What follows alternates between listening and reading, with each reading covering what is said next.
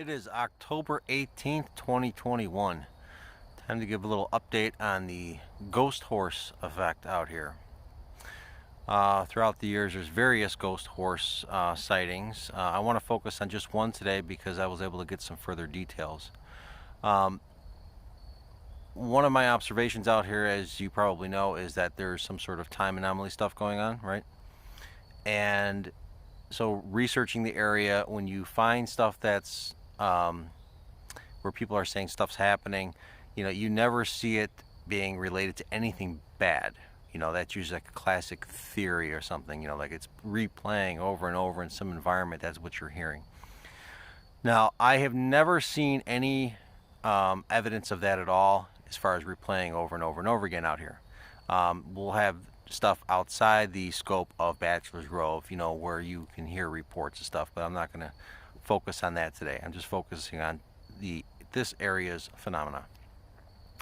So this one relates to the sound of a ghost horse. Back in January of 2003, a lady was she had her horse back here, and it had gotten injured.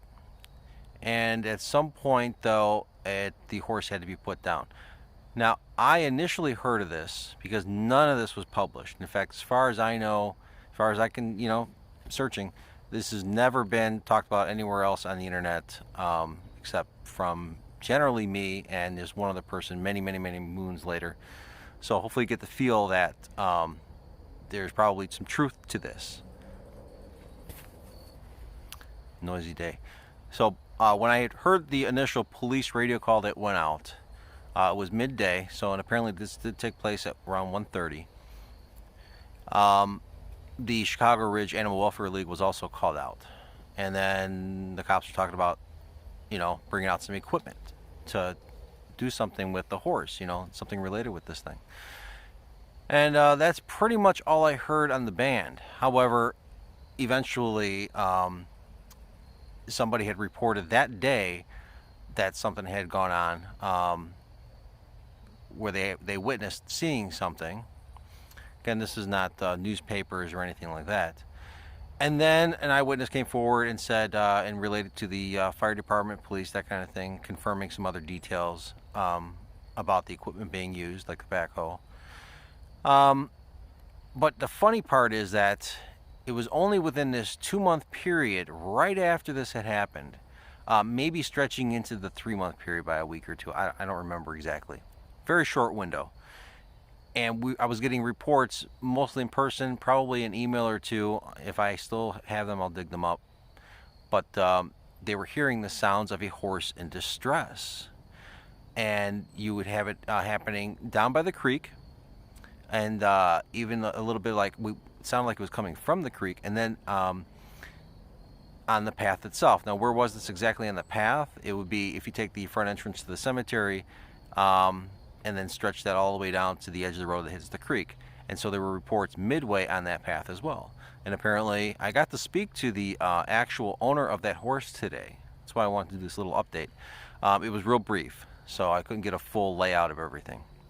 But apparently, yeah, the horse was injured. They had to get it away from the creek. They got it onto the path, and that's apparently where the horse was put down, and then they took it away. I had forgotten, though, that she also lost her dog in this incident, too. So hopefully she'll return to the cemetery one day and I can actually get a nice conversation out of this and we can, get a general layout. I thought she deserved to hear the stories of these ghost horse noises because it's like, it's kind of a rarity. It's not something that replays over and over and over again because I'm not hearing any more of these reports after that time. We're talking 2003. Much longer after that, way down the road years, you'll get the rare report of, hey, I heard some horse, trotting sounds, on the path near the cemetery, not in the same location as where the incident happened, where the horse had to be put down. Hell, even today I heard, there was the sound of a horse back in these woods where I'm doing these recordings, and this would have been an area back in the day where she would have rode her horse, but even when you would see a horse in years past back here, it catches you off guard because you don't hear a damn thing. So that's kind of curious, you know, to hear the horse thing. So you get the incident of, you know, you're hearing horses or something like that. And maybe you see a horse near the old, or on 143rd Street these days. You know, there's stuff like that in the past. But those are totally different, you know, apparently unrelated things. You know what I mean? This is just that short window of opportunity kind of thing.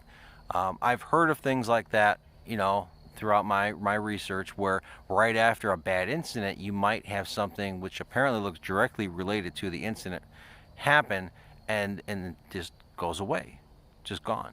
Now I guess it would be considered repeatable because it's a 2-3 month period. It's not like of the day and only one day or something like that, so there is a little bit of repeatability.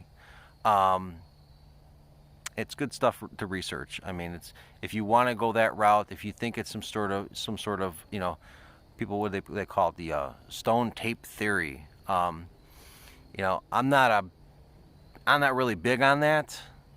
I need a lot more evidence, you know, but I do see a whole lot when it comes to time anomalies out here. Things where, you know, people are alive and well and being reported at different locations, things like that. So I'm leaning more towards this just being a time anomaly thing. But, you know, who knows if it's a timeline thing, you know, or whatever. I don't know. But yeah, this is the closest I'd come to it as far as like something replaying with a bad incident. Hopefully the owner shows up later on. I'd like to get a real more thorough layout of her day. I already got a basic idea. I had forgotten that her dog had died, you know, during this whole thing. I didn't even bother asking her about that. But there was a statue that was placed in a hollow tree in the horse's honor. The owner of the horse placed it there. Eventually that statue was found in the creek and recovered, repainted, and according to that owner, it was buried someplace that she's not aware of where it's buried.